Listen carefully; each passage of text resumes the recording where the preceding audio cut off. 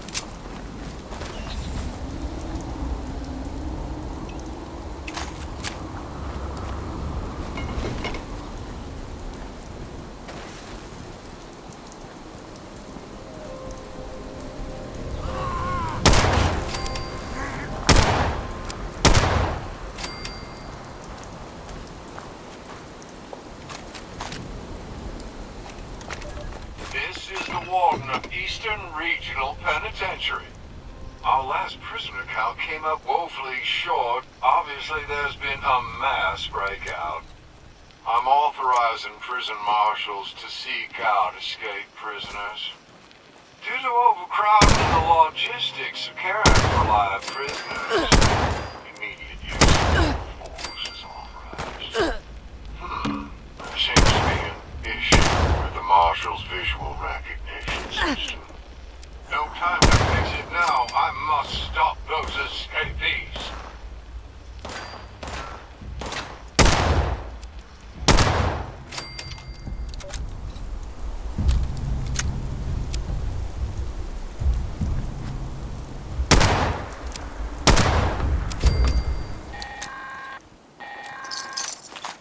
Attention responders.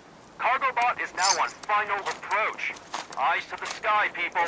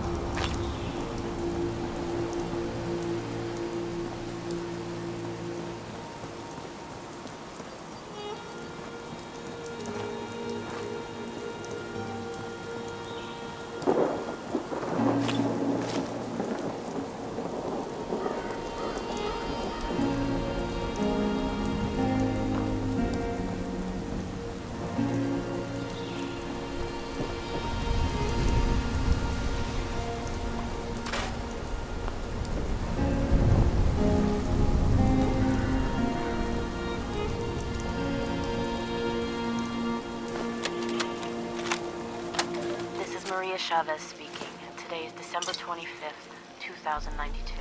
Once, in the world before the war, this would have been a joyous time to celebrate with loved ones.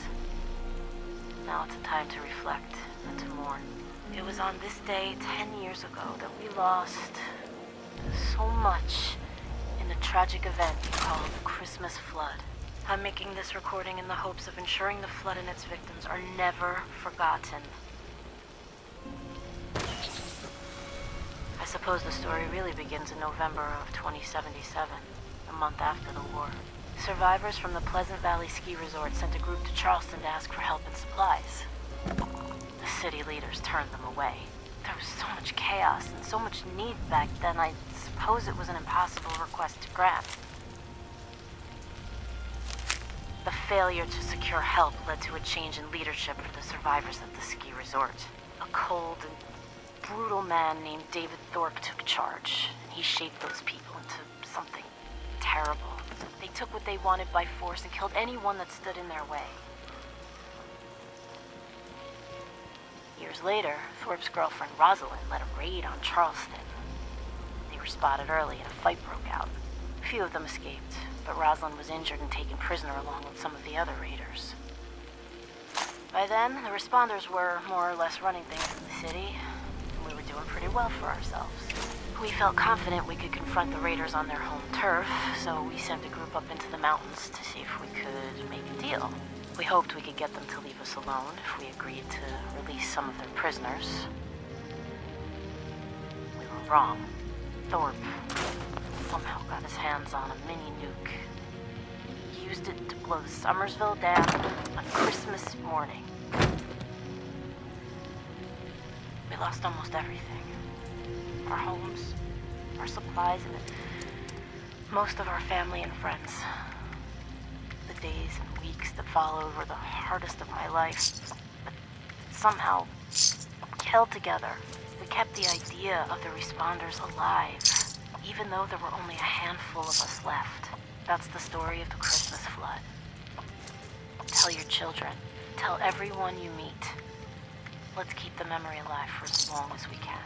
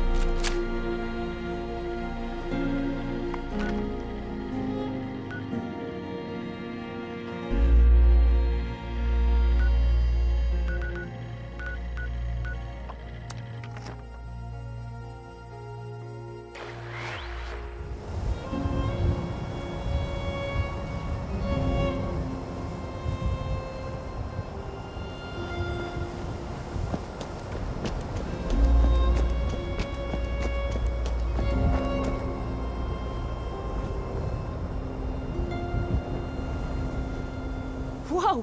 Whoa! Just a friend here, not a threat. Just had some questions for you. You came out of the vault, right? I thought it was empty. Wait, is the door still open?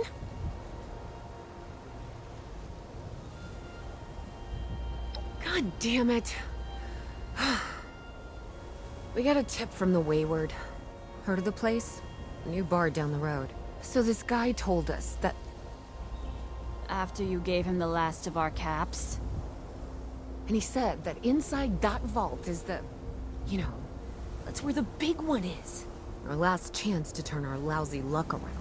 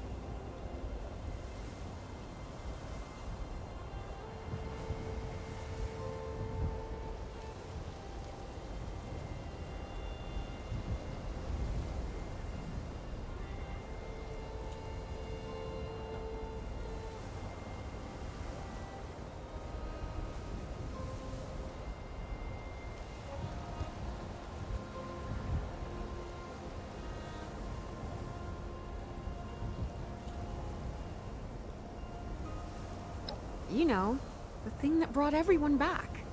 The treasure. But... I told you, Lacey. The guy was scamming us. But... those were the last of our caps. No. Someone has to know something. We're just gonna stick it out until we find them. Wonderful. Thanks for answering some questions for us, I suppose. Seems only fair I return the favor. Anything we can answer for you?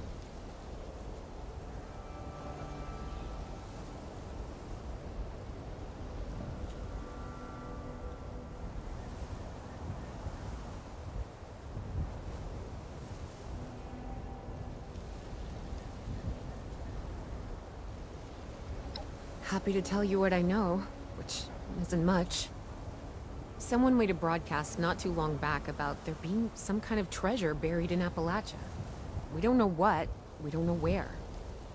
With people as desperate as they are, it's meant everyone with a functioning radio has come back to try and see if they can get a piece of it. Monsters or no? Guy we met at the Wayward. Carter, I think was his name. He gave us a couple of leads to chase down, in exchange for all our money. Up to us now to make something of them.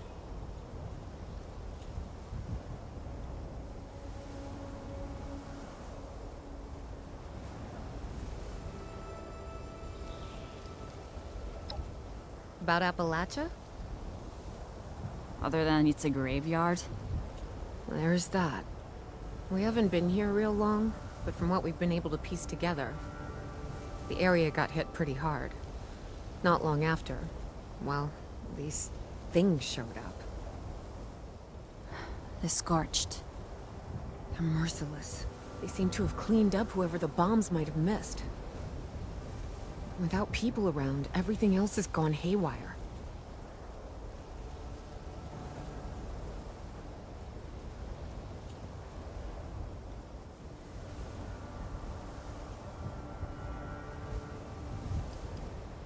We both came over from Virginia.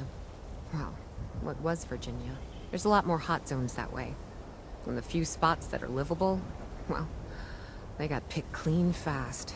I mean, Appalachia's dangerous, really dangerous. But it's better than where we've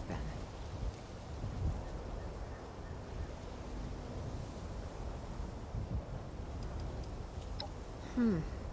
If your overseer crossed our path, she sure wasn't broadcasting it. Sorry. You might ask at the Wayward. Seems like they set themselves up to be a natural stopping point.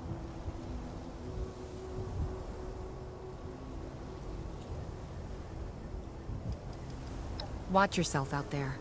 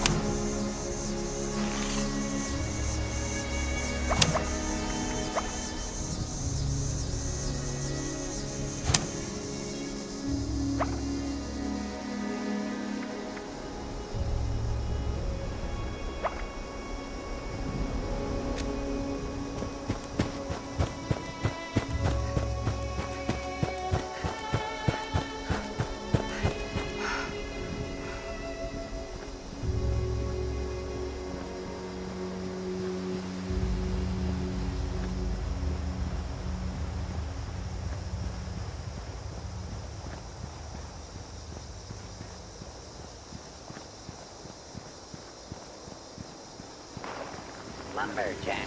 Protectron cuts down trees, but does not require punch or laboratory facilities.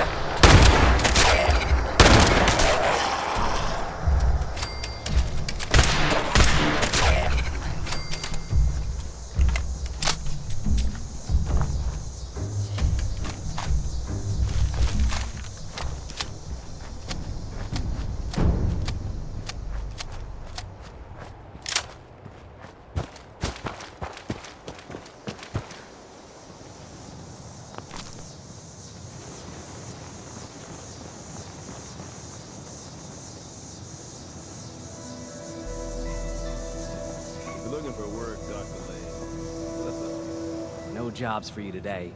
Something else you want to talk about?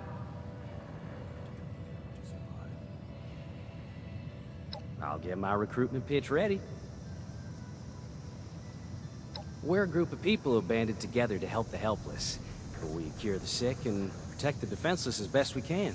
The first responders were founded by paramedics, firefighters, police officers, and others who survived the Great War and continued to do their original jobs. We've taken up their banner and keep their ideals alive. Well, I was dispatched here as a kind of peacekeeper, but really, we just want to help in whatever way we can. All the people moving into the area has increased the chances of conflict. We want to limit that, and to make this mostly pristine wilderness safer for settlement in general. While the original organization was headquartered at Morgantown Airport, the destruction of that place made it necessary for us to reestablish ourselves at a new location. And now we are based at the Refuge, a safe harbor for any soul, built inside the old White Spring Resort. I suggest you take some time to visit if you're ever in that area. It's a sight to behold.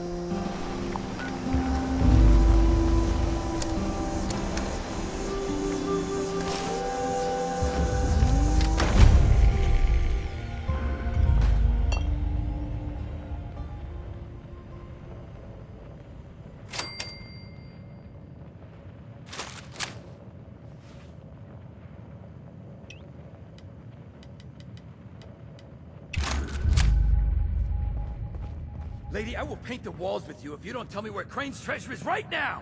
Sweetheart, I think you must be sick. Honey, you picked the wrong time to get a drink. What are you? Hey! Who the hell are you?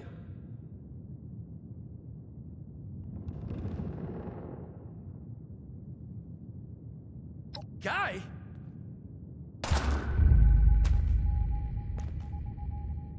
I told you it was gonna end badly. Now I'm hoping you're here to have a drink and play nice. I've had a gun pointed at me more than enough for one day. Well, not exactly the introduction to the Wayward I would have hoped for. Oh, sorry about that, darling. First round's on me. Name's Duchess. There's something I could do for you.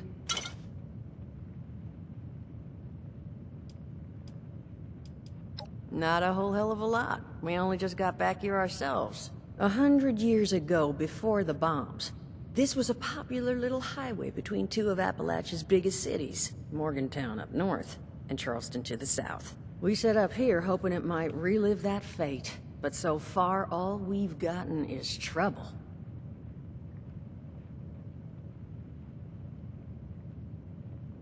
Your guess is as good as mine, sweetheart. He busted in here saying I needed to turn over the location of some fellow named Crane, who I guess I must have served at some point or another. Since then, a steady stream of miscreants has been making my life irritating. Not exactly good for a budding business.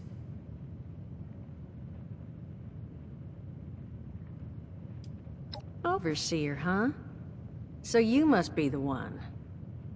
No, I haven't seen her, but I have heard her. My people found a tape she left behind for one of her dwellers at that camp across the way, though it is a bit out of date now. Maybe you're the one she left it for. I'm happy to hand it over. Though, now that we've drifted naturally onto the topic of helping one another, maybe there's something you could do for me in return.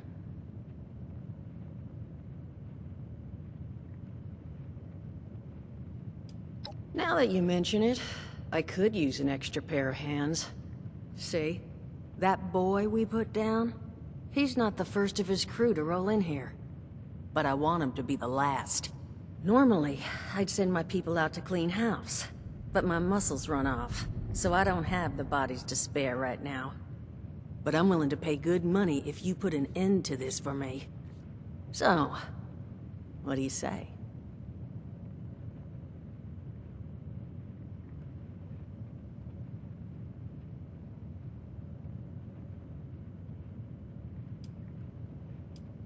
Sure will. Throw some caps your way, too.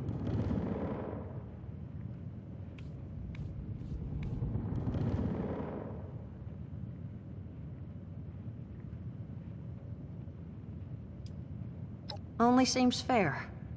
The details, then. Now, each of these boys came in asking after Crane. I'm thinking we can make that work for us. How would you grab the attention of a bunch of single-minded thugs?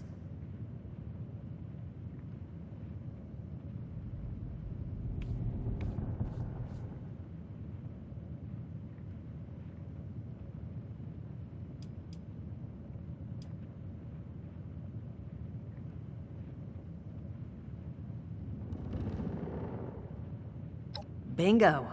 Exactly what I'm thinking. Just give me 1 second.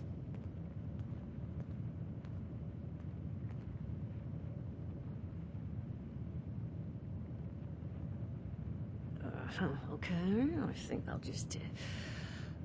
I just want you to know, architecture ain't exactly my forte. Huh, not half bad. So what I've chicken scratched together here for you is the schematic for one custom-made Crane Treasure Hunting Inc. sign. If I didn't butcher the plans too bad, it's got a little system built in that'll make sending out an advertisement and getting this gang's attention a snap. You just need to build it, use the tape it spits out to tell the world you're open for business, and then convince any punks that show up to tell you where their boss is hiding. They did teach you all how to build from schematics up in that vault of yours, didn't they?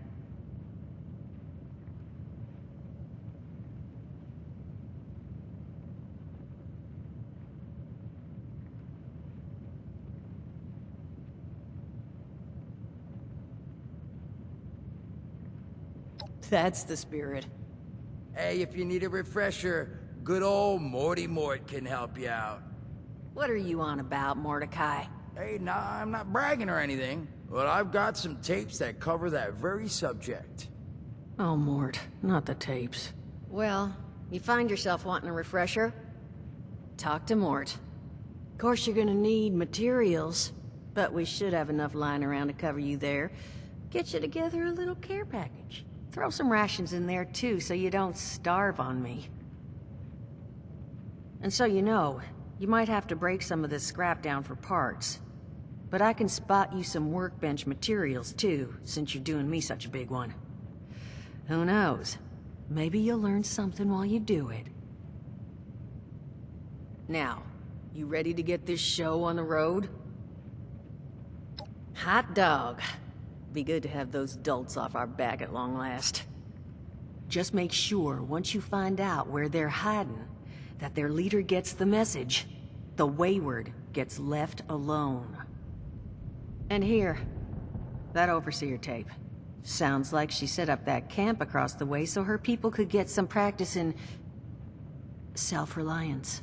Probably worth looking into if you think you could use a refresher.